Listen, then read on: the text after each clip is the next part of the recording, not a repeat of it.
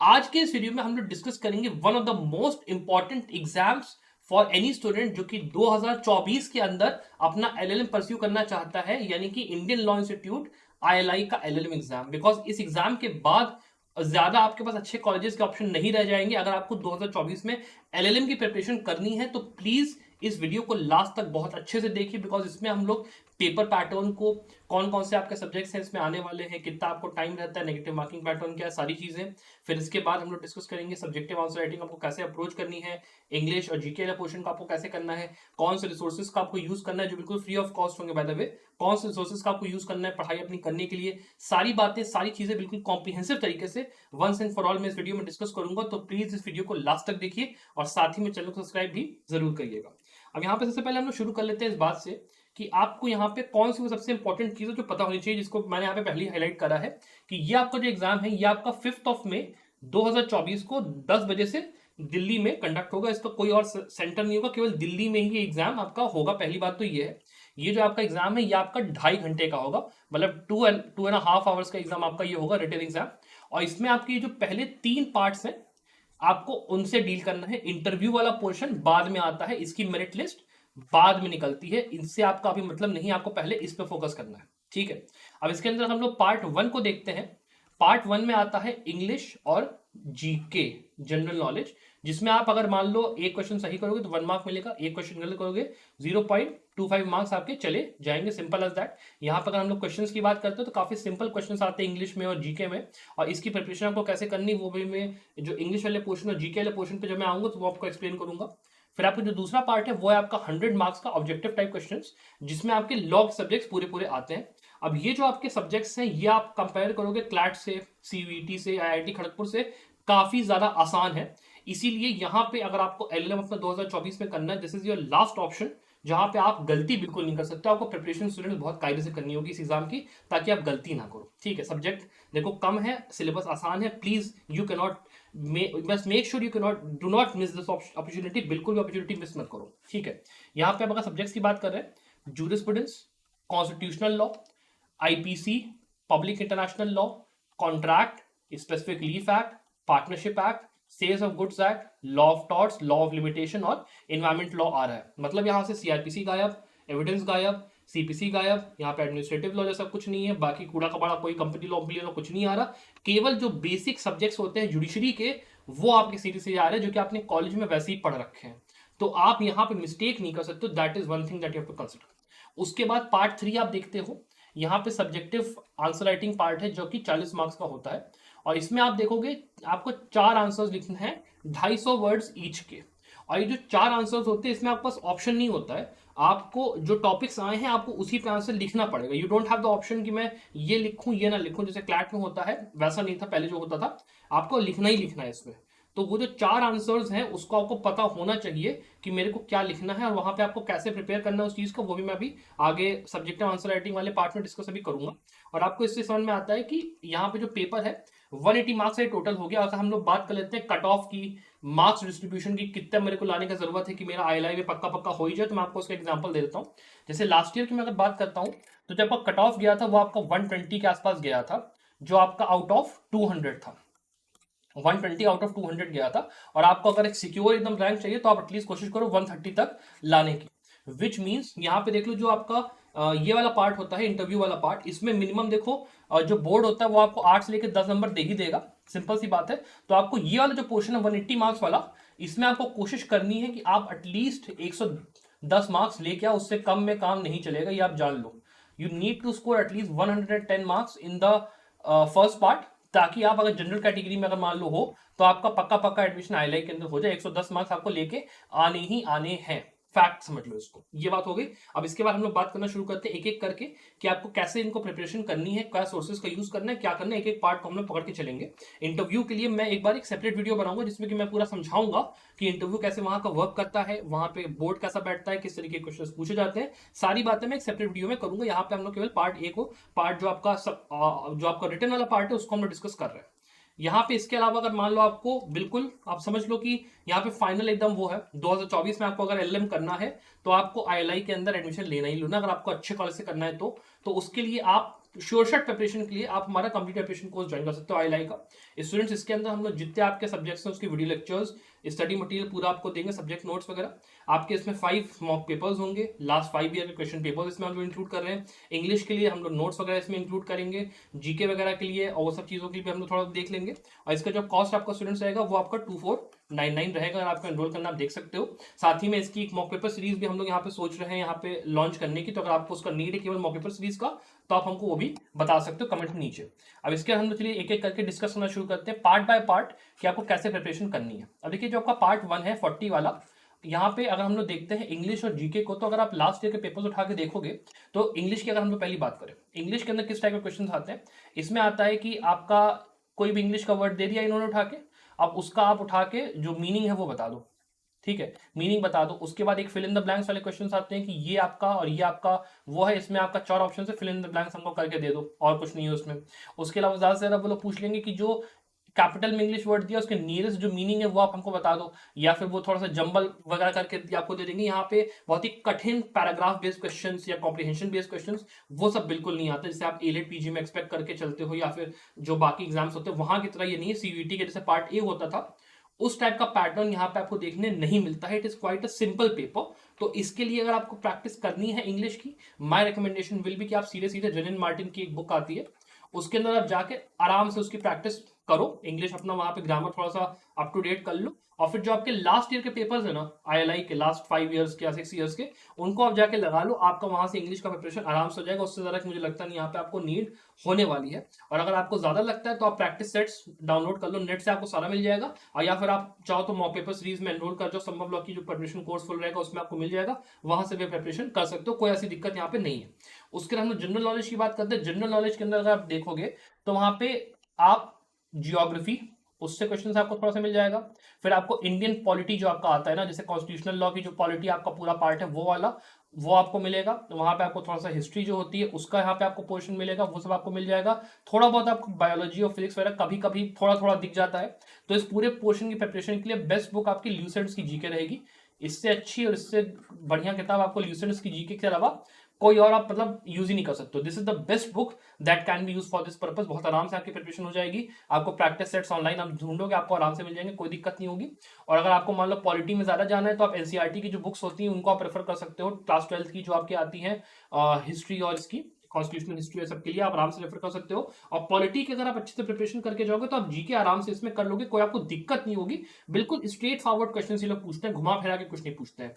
English भी एकदम straight forward होती है, बिल्कुल बढ़िया आसान पेपर होता है, तो you don't have to worry much. लेकिन प्रिपरेशन मेरे हिसाब से मैं कहूंगा थोड़ा सा ना ऑन द हार्डर एंड रख के चलो, और कम से कम कोशिश करो कि रोजाना जो बचा हुआ टाइम आपके पास, मान लो मैं कहता हूँ 40 दिन अगर आपके पास बचे हैं तो उसमें से कम 2-3 घंटा जो है रोज इंग्लिश और GK को दे दो, तो थोड़ा सा एक अच्छी प्रिपरेशन आपकी हो जाएगी। बिकॉज लॉ का जो पोर्शन है उसका डेप्थ उतना है नहीं, उसकी जो वो है उतनी है नहीं, तो आप आराम से उसकी प्रिपरेशन कर सकते हो। अब इसके बाद हम लोग बात करते हैं पार्ट 2 और पार्ट 3 की, यानी कि सब्जेक्टिव आंसर राइटिंग और लॉ वाले जो ऑब्जेक्टिव पेपर है उसकी। यहाँ पे देखो जो आपका पार्ट 2 है जिसमें आपके 100 मार्क्स के यहाँ पे क्वेश्चन है, इसमें आपका पहला सब्जेक्ट है जूरिस्प्रूडेंस। अब जूरिस्प्रूडेंस की जब आपको प्रिपरेशन करनी है तो आपको कुछ नहीं करना है, इसमें बेसिक सवाल आपके आते हैं कि इस जूरिस्ट ने इस पर्टिकुलर बुक को लिखा कि नहीं लिखा बता दो, ये जो पर्टिकुलर थ्योरी है वो किस स्कूल से बिलोंग करती है, ये थ्योरिस्ट किस पर्टिकुलर स्कूल का मेंबर है, ये सब पूछा जाता है। तो आप कुछ मत करो, आप जाओ, आप A.K. जैन की सीरीज की बुक उठाओ, A.K. जैन दुक्की जो आपकी आती है A.K. जैन की दुक्की उठा लो, A.K. जैन उठा लो वो, या फिर आप परीक्षा मंथन की एक आती है आपकी रेडियो ओपनर, वो आप उठा लो। और उसमें से जब आप जाके साहब पूरा पढ़ लो आराम से, कोई दिक्कत नहीं है, ठीक है। आपको क्या पढ़ लेना है, स्कूल्स ऑफ लॉ पढ़ लेना है, डेफिनेशन जो होती है सारे स्कूल्स की, किस ऑथर ने किस मतलब लॉ को लेके क्या बोला, उसको लेके क्या बोला, वो सब कुछ पढ़ लो। जो आपके सारे टॉपिक्स है पोजीशन ओनरशिप वो सब कुछ अपना आपने कर लिया। बहुत डेप्थ में जाने की यहाँ पे जरूरत नहीं, आराम से आपकी पढ़ाई यहाँ पे होनी चाहिए। और अगर आपको ज्यादा वहाँ पे डिटेल में जाने का मन करे तो आप NV परांजपे या फिर BM त्रिपाठी टाइप की कोई बुक उठा के ऊपर से उसको देख लो, आपका काम आराम से यहाँ पे हो जाएगा। बहुत डेप्थ में जरूरत नहीं है। और जूरिस्प्रूडेंस की प्रिपरेशन के लिए आप एक काम और कर सकते हो, बल्कि मैं रिकमेंड जल्दी करता नहीं हूँ, पर अगर आप मान लो थोड़ा सा शॉर्ट उस पे हो, थोड़ा सा टाइम आपके पास कम बचा है, तो आपकी यूनिवर्सल्स की गाइड आती है, फिर आप सिंघल्स की जो गाइड आती है आपकी LLM प्रिपरेशन की, क्लैट और CUET में रिकमेंड नहीं करता, पर इसके लिए वो गाइड यहाँ पे सही पड़ेगी सारी सब्जेक्ट्स की, मतलब आपको मोटा मोटा वहां पे मटेरियल उसके अंदर मिल जाएगा। तो आपको उसमें डरने की बिल्कुल जरूरत नहीं, जूरिस्प्रूडेंस तो आप आराम से उसमें से कर सकते हो, कोई दिक्कत नहीं होगी। फिर हम लोग बात करते हैं कॉन्स्टिट्यूशनल लॉ की। अब देखिए कॉन्स्टिट्यूशनल लॉ के अंदर जब ये लोग क्वेश्चंस पूछते हैं तो ये लोग थोड़ा केस लॉ बेस्ड क्वेश्चंस पूछते हैं कि जैसे जोसेफ शाइन का जो केस है, जोसेफ शाइन के केस के अंदर ये बता दो कि जो जजमेंट दिया गया था उसके वो क्या है, रेशियो क्या था, या किस पर्टिकुलर बेंच का ऐसे ऐसे वो था, मतलब थोड़ा सा डेप्थ में जाके पूछते हैं। तो मैं थोड़ा सा रिकमेंडेशन दूंगा कि आप एक तो पहली बात है एक जैन सीरीज से या तो उसकी चाहो तो प्रिपरेशन करो। डेप्थ में अगर जाना है तो जे एन पांडे आप चले जाओ, J N Pandey best book रहेगी कॉन्स्टिट्यूशन के पॉइंट ऑफ व्यू से, बहुत अच्छा। और दूसरा आप एक काम करो, एससी ऑब्जर्वर की वेबसाइट पर जरूर चले जाना, और आपके जो रिसेंट एकदम केसेस आए हुए हैं 2020 से लेके 2023-24 तक के जितने केसेस आपके आए प्लीज उनको जाके एक बार रीडिंग अच्छे से कर लो। That is going to be important because एक एक क्वेश्चन वहां पे मैटर करता है और आपको आना चाहिए वहां पे, ये बहुत ही इंपॉर्टेंट है।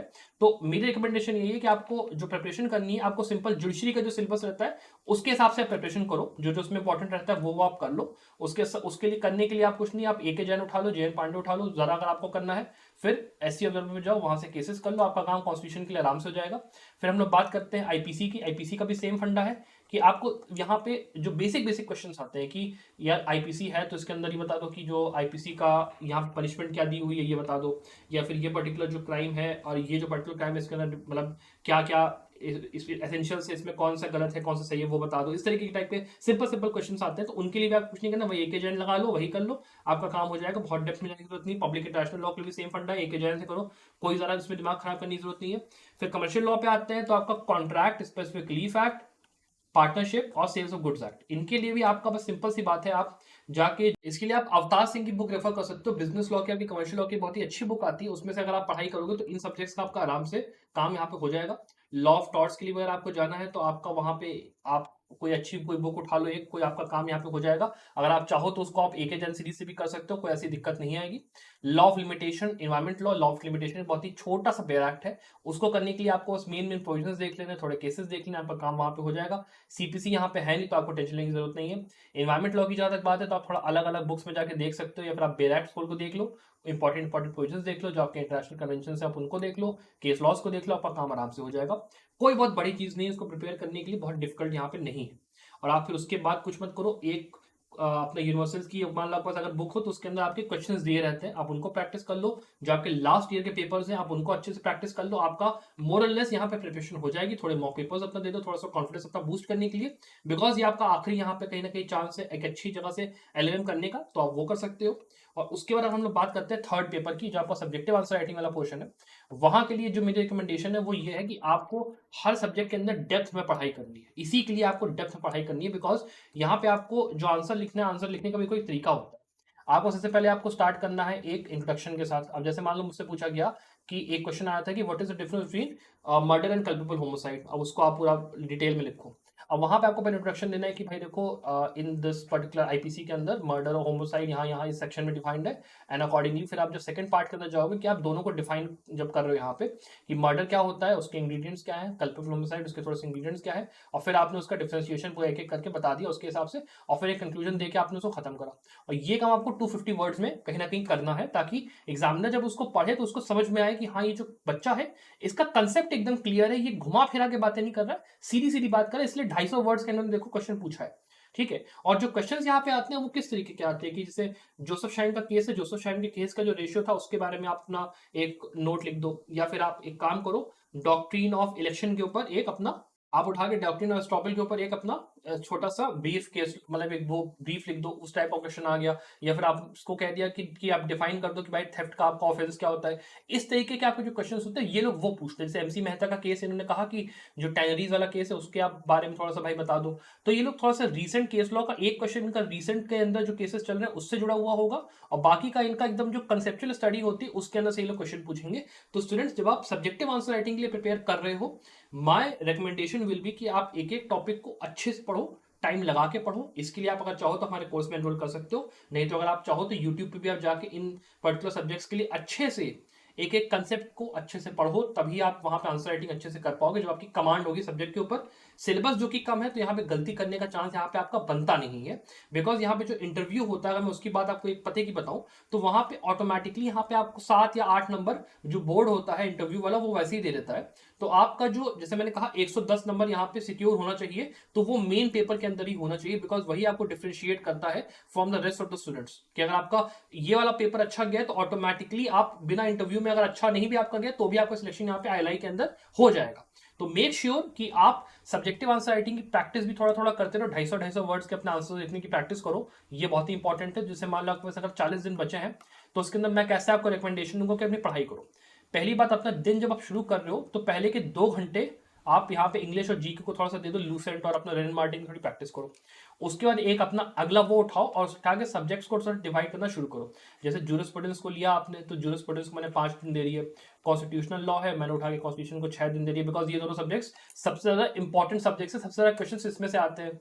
उसके बाद मैंने कहा कि चलो मैं IPC को यहाँ पे 4 दिन दे देता हूँ। फिर मैं कॉन्ट्रैक्ट है, कॉन्ट्रैक्ट को मैंने 3 दिन दे दिया, बिकॉज सब्जेक्ट यहाँ पे आसान होता है, पार्ट ए पार्ट बी अपना।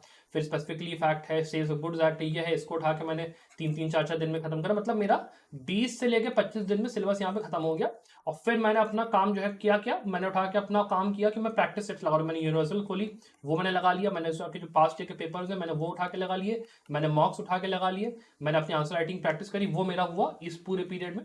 और ये जो काम है आपका करीब अपना निकालो 4 से 5 घंटे के पीरियड में इसको आप करो। और फिर अपना रोजाना 1 घंटे का 1 आवर का प्रैक्टिस सेशन रखो केवल आंसर राइटिंग। ठीक है, आंसर राइटिंग आपको कैसे करनी है वो अपना 1 घंटे का पूरा टाइम पीरियड रखो, उसके लिए रोज आप प्रैक्टिस करो। जब आप रोज प्रैक्टिस करोगे तब आके आपको एक थोड़ा सा आइडिया लगेगा कि हाँ भाई आंसर राइटिंग होती कैसे, क्वेश्चन को कैसे फ्रेम किया जाता है। आपको अगर ज्यादा उसमें हेल्प चाहिए होगा तो आप मुझे बताना कि सब्जेक्टिव आंसर राइटिंग को सर कैसे अप्रोच करना है, मैं उसका आपका एक पूरा डिटेल्ड बताऊंगा वीडियो, जहां पे आपको पूरा बताऊंगा कैसे आपको आंसर राइटिंग लिखनी चाहिए, क्या क्या पॉइंट्स इंक्लूड करो, कौन सा ना करो। और ये कहीं ना कहीं सिमिलर होता है जैसे आप जुडिशरी में आंसर राइटिंग करते हो, थोड़ा उसके सिमिलर ही आपको कहीं ना कहीं पैटर्न लेके चलना है यहाँ पे। और अगर आप एक ऐसे स्टूडेंट हो जो कि जुडिशरी एस्पिरेंट है तो आपके लिए कहीं ना कहीं पेपर थोड़ा आसानी होगा कंपेयर टू अदर स्टूडेंट्स। तो ये मेरी कहीं ना कहीं वो है। अपार्ट फ्रॉम दैट इसके अंदर मैंने जो मेन चीजें हैं, सोर्सेज आपको क्या यूज करने हैं, क्या आपको करना है, कैसे पढ़ना है, क्या करना है, वो मैंने आपको बता दिया है। पेपर ये आपका 5 तारीख को है तो आराम से आपके पास 30-40 दिन आप आराम से इससे प्रिपरेशन कर सकते हो, कोई ऐसी दिक्कत की बात नहीं है। अगर आपको हमारे कोर्स में एनरोल करना है तो आप नीचे कमेंट्स में डिस्क्रिप्शन में जाकर उसको देख सकते हो। Apart from that I wish the very very best of luck for your success. Bye.